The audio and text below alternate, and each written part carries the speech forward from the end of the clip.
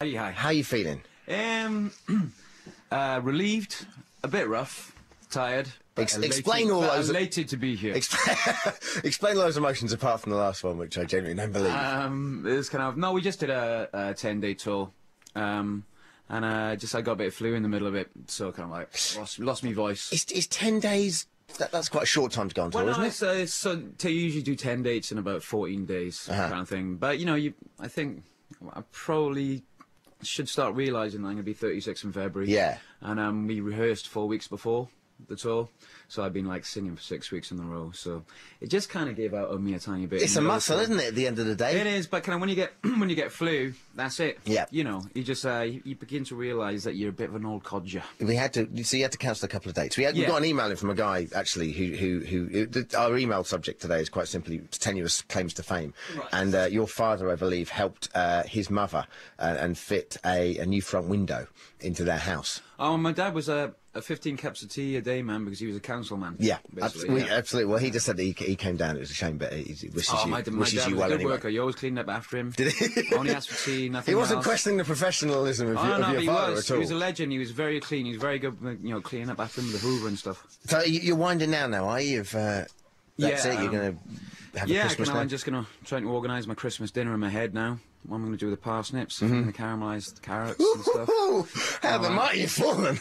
No, this is where the juice is. Savoy cabbage with kind of shallots braised in there. Are you going to be in London for that, or are you going to go to Wales? Both. It's going to be in London and Cardiff. So I'm kind of I think I'm probably going to head back to Cardiff to around about Boxing Day or something.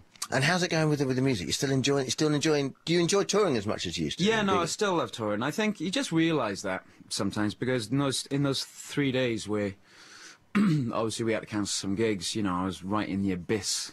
I felt terrible, and it makes you realise when you actually can't do your job, it makes you realise how much you still love it. Yeah, I suppose. Really. Yeah, I have been a big fan of yours for a long time. I saw the documentary, which is when you all went back home, and it's really beautifully shot. All right. Yeah. It was in Blackwood, and it was really nice. And I remember you did a couple of really nice interviews there. I think they all interviewed you separately. Yeah. And I used to say that, especially during the miners' strike, we used to go out and just go for long runs. Are you still into your cross country? Well, no, I'm not. I mean, I was still playing, rugby and running a lot up until about 17. And then of course... Now I'm just going back to 2 minutes ago and you said you're 36 soon, so... Yeah, no, and and then the band kicked in, obviously, and, you have that kind of, the ultimate fashion accessory for any kind of, budding musician is a cigarette. And that kind of knocked all that in the head. Yeah. So not so much. I still run sometimes, but it kind of kills me. You're a fit guy. I'm supposed to be giving up smoking today. It's my D-Day. I've had 2 days of execution so far. So like you're talking about my dad earlier. He's still so fit, and he puts me to shame. You should do the marathon. What? Honestly. Only if I can wear a duck suit or honestly, something. You should. Honestly, I've done the marathon. You should do the marathon. It'll change the way you live your life. Suddenly you become slightly more fit. Do you know what I mean? My best time was, I did it when I was 16. I was 15, I think. Something like that. You did the marathon when you were 16? Yeah. The London Marathon? No, it was Cardiff. Just a marathon? That's Cardiff. That's extraordinary. Brilliant. All right, now also, you're slightly responsible for me studying politics. So, I'm sorry, but I had to lay this on you. What? Well, it was kind of, all around. You got me into Spanish Civil War. You got me into, is it Bevan? Naira and Bevan. This is my truth, tell me yours, yeah? Is it less important for you now to politicise than it used to be? I think it's always something which is very pragmatic. When you start writing a bunch of songs, you realise that you're heading in a certain direction. The subject is pushing you in that direction. I think that'll come back, but on this album it was definitely less of an edge. It kind of sometimes the leading edge to the music is the fact that there's some political motivation in the background, but this time there wasn't. But I think it if you try and write those songs now, it's harder than any other time because well, Iraq has sucked the air out of all politics. Yeah. You know, no one talks about domestic politics unless it's about extramarital sex. Yeah. You know, so kind of like, I think it's hard. £4 in your pocket. Exactly. So kind of like, it's hard to, I think it's hard to It's get... hard to do. It's talking about budget statements. It's hard to get your teeth into those things at the moment, I think. Sure. Now, one thing I always liked about him, Alex, is, you know, you do come across quite a serious band, but there's always those lovely little quirks about you, like Nicky being into his Hoovers and stuff. You're a big sports fan, aren't you?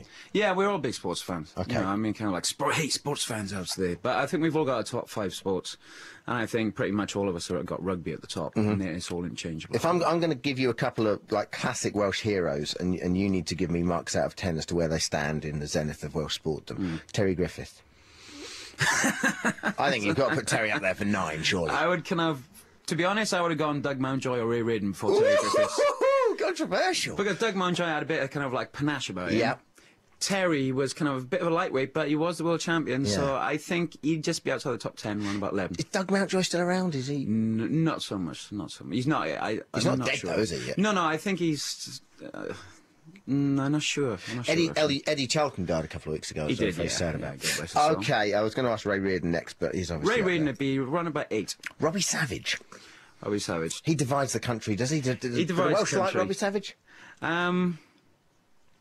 Do you know what? There's kind of like so many brilliant Welsh players from like the 70s. There's John Toshak, there's Joey Jones.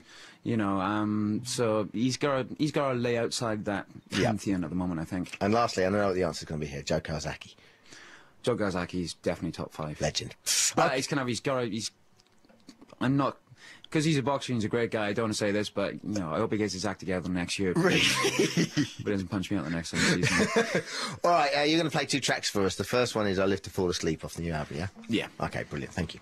James, how you feeling now? You feeling better. Feeling you give me a good pep talk. That was a good good man management skills. I like that, thank you very much. Do you used to listen to The Clash a lot? I mean... To be honest, I gotta admit, this year is the first time I began to think that I've overdosed on The Clash so much that I just don't listen to them anymore. Yeah. And I'm sure that's something that'll come back to me. But I just know every lick, every note, every beat of every record. I've got the same thing with Springsteen, and I've only just got fallen back in love with Springsteen recently. Yeah. I had the same thing with him as well, but I went back to Nebraska the other week, and it's just a brilliant album. Yeah, cracking. Because I think you've just got to like not play those albums 2 years, and then you just forget little bits of them, you know. Do you listen to a lot of new bands, or you like to? Yeah, I do. Yeah, like? I mean, well, we were just touring with Razor, like they're cracking, aren't they? Yeah, just brilliant. They were brilliant every night. I mean, it's kind of inspiring, to be honest. Yeah, just seeing a band that are just so naturally on, you know, just at their peak and so young, you know, it was just brilliant. And yeah, I just, I mean, it's a band called The Secret Machines, which I think are brilliant as well. Obviously love the Killers album. I love Selfish C, as they call him. You don't even say what C stands for, do you? No. Selfish. Yes. Oh, no, I have heard of it. Yes, you're right now. I was being a responsible adult. Yeah, you're right. I appreciate that. How do you pick which bands go on tour with you? I think with Razor Light, we just want a kind of like just a really young, just happening band to go on tour with us, and we just want to be pushed every night, to be honest. And also we just all liked him. I think, you know, because he reminds me of Tom Verlaine a bit, his voice from television, you know. So I think if you just like a band, you just take them on tour, and if they can just push you because they're an amazing band, all the better, to be honest. Absolutely. We've never been chickens like that. We've always been up for a bit of sparring. Oh, I saw that brilliant documentary. In fact, I went to the screen of it a couple of years ago when you went to Cuba. Yeah. Was that an enjoyable trip? Because it seemed to me like after you got back or towards the end of it, you think, because I remember when you first met Castro, it must have been a bit of a big deal. But then he just turned up everywhere, wherever you did. Yeah. You turn around it's Fidel Castro again. By the end, you were like, this guy's Fidel Castro's bugging me. it's a kind of funny experience, you know. People thought that we went there, and then, you know, we had an itinerary. You know, Tuesday, meet Fidel, and like, you know, well, if people just stopped and thought about it, they'd realise that aside from, you know, the President of America, he's probably one of the most protected people in the world. Yeah. You know. And so kind of like when he actually turned up, we were like gobsmacked. We were. And then, of course, like you were saying, 2 days after we'd met him, we realised that we could have been Dolly Parton. Yeah. Kind of thing, you know, it's kind of like, but I'm not trying to kind of like, you know, downsize or degrade the experience. No, sure. I loved it. But you did begin to realise, it was like, you know, we realised we were part of a big PR machine. Yeah. Obviously, you know. And I wouldn't go so far to say we felt exploited, it just felt a bit stupid. Yeah. Because we should have realised that before we went there. And it was never my ambition to shake any. It was never my ambition to have a photograph of us shaking any politician's hand. Because once that picture exists, you seem to endorse everything they stand for. But it would be impossible for the Manics to go to Cuba and not meet Fidel Castro, really, wouldn't it? Yeah, I suppose so, but, you know, I mean, we met him 3 bloody times.